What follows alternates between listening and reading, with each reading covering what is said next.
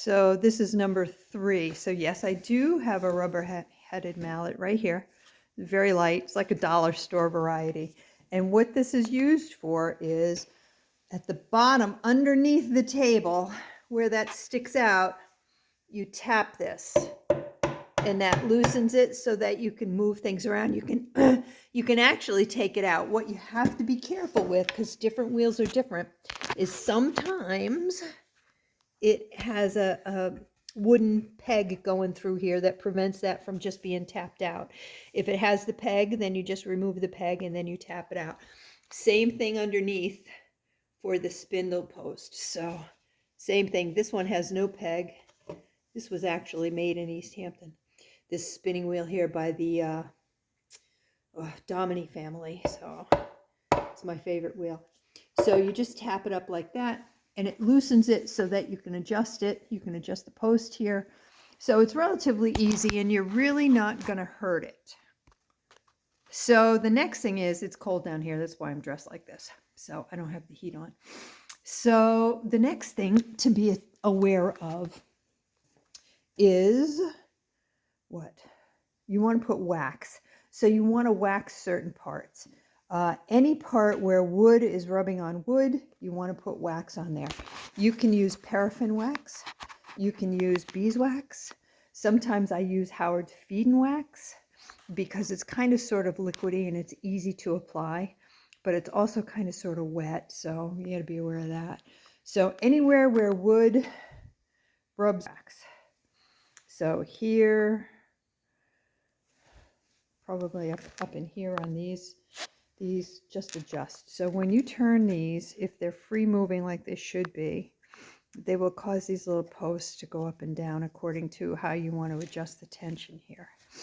So then you can put wax in here between the wheel and the post. So this part here is called the hub.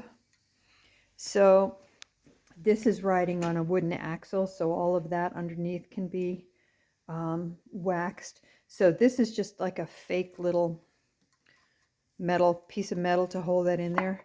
There is a hole. You can see the hole. Jeez. Okay, so I can take that metal piece out. It comes out fairly easily.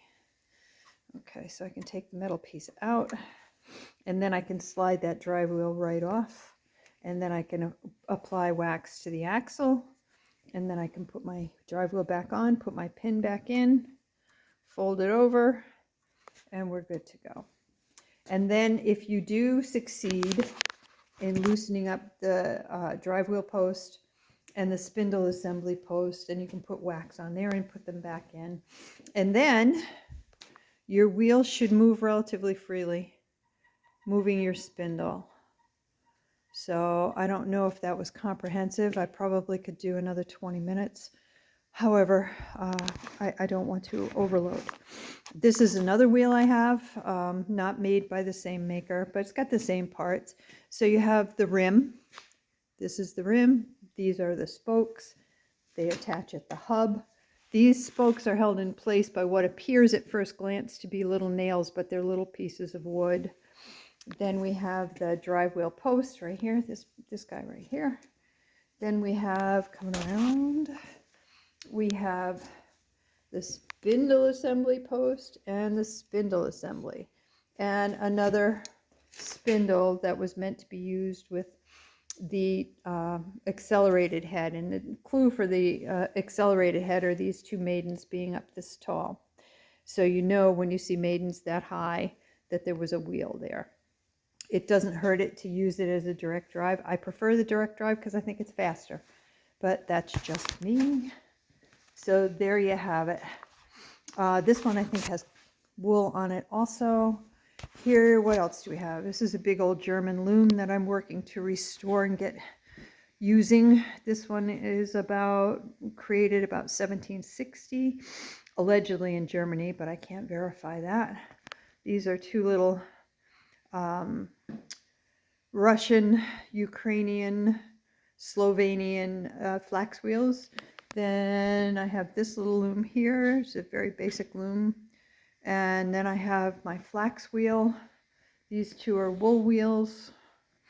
Then what else do I have that might be interesting to you? This is all wool that needs to be processed. This is flax. Okay, so this flax is ready to be processed. It's been retted, which is long and dried, so it's ready to be processed. This is a rack for drying it. Then I have wool that I'm separating out for the mill. So I have that. That's wool on the floor that still needs to be processed. I have wool that I'm washing in the kitchen. That's my kitchen. I have cotton. I have all kinds of stuff, and I will take you upstairs for a quick